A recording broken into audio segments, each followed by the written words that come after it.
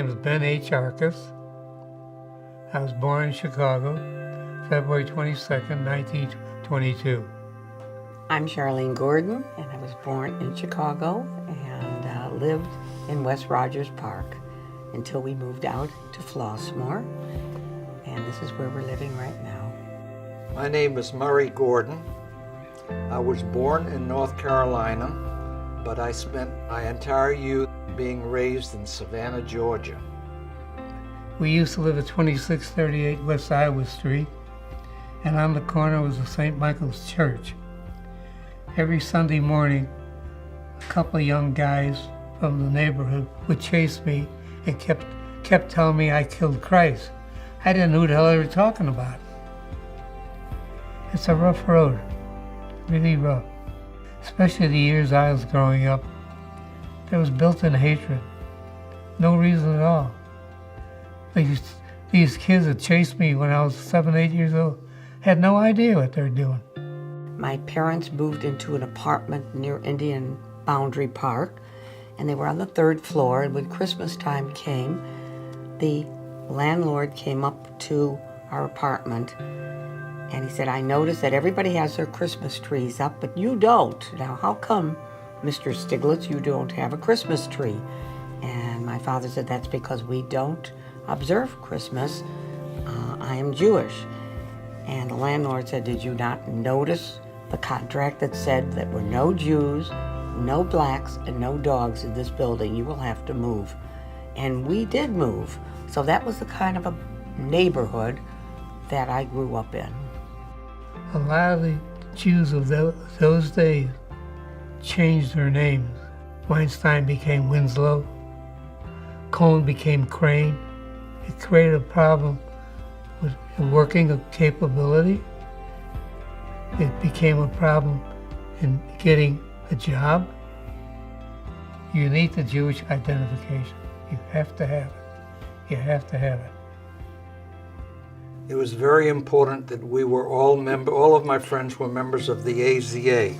AZA was very big in Savannah, and we had chapters in Jacksonville, Charleston, Augusta, Atlanta, and we had not one convention a year, we had 2 conventions a year.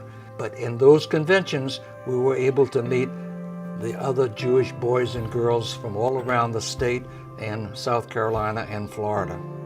I played high school basketball, and we won a city championship. And then the BBYO had a tournament.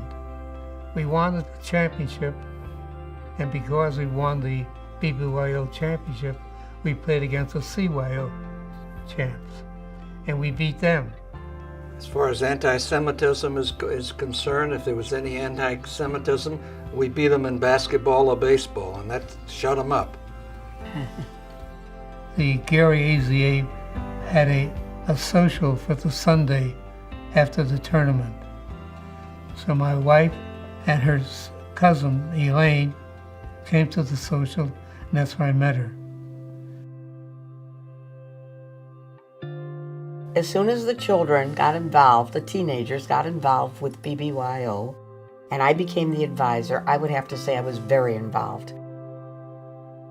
I will have to say that children often came over here to the house. I got to know them very well, and this was a home for our children. They would come over here and visit and talk and play games. It was really quite nice.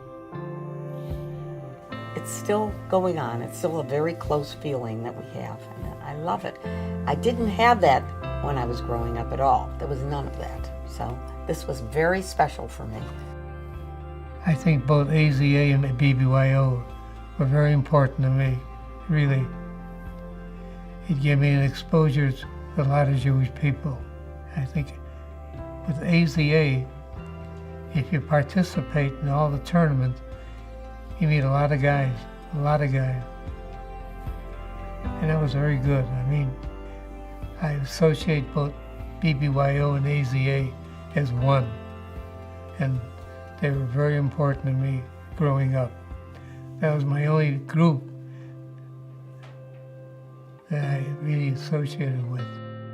I think the things that were very exciting about BBYO for my two daughters, as well as others that were in it, is that they learned about leadership, they learned about friendship, they learned about Jewish causes, that they could help others. And that was very important. And I have found that through the years, when I'm in contact with some of the ones that were in Haverim or in one of the other groups, they're still doing wonderful causes, wonderful things for Jewish activities and experiences. And I feel that it grew from BBY days. Now, the other thing that's fascinating is that so many of these friends that were so close from different schools, different chapters, kept in touch with each other, and many of them went to the same colleges, some went to different colleges, and there were a number of marriages that took place from their times together in BBYO. And now what's fascinating, their children are involved in BBYO. So it's going from one generation to the other, and I think that's quite beautiful.